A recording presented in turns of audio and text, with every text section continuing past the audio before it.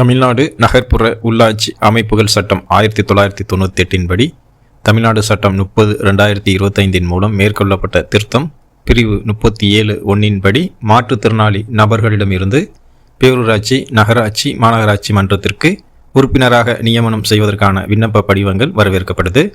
பெருநகர சென்னை மாநகராட்சி மாமன்றத்திற்கு சென்னை corporation.government.in என்ற இணையதள முகவரியிலும், பிற மாநகராட்சி, நகராட்சி மன்றத்திற்கு tn.urban3.tn.government.in என்ற இணையதள முகவரியிலும், பேரூராட்சி மன்றத்திற்கு tn.government.in அல்லது dtp.tn.government.in என்ற இணையதள முகவரியிலும் 1/7/2025 முதல் 17/7/2025 வரை பதிவிறக்கம் செய்து கொள்ளலாம்.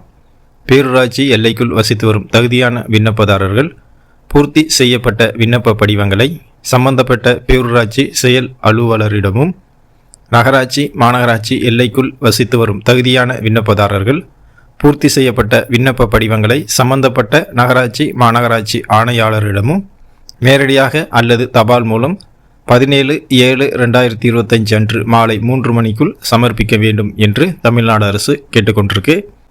மாற்றுத்திறனாளிகள் இந்த மன்றங்களுக்கு உறுப்பினராக செயல்பட விரும்பினால் இதன் மூலம் நீங்கள் விண்ணப்பிக்கலாம்.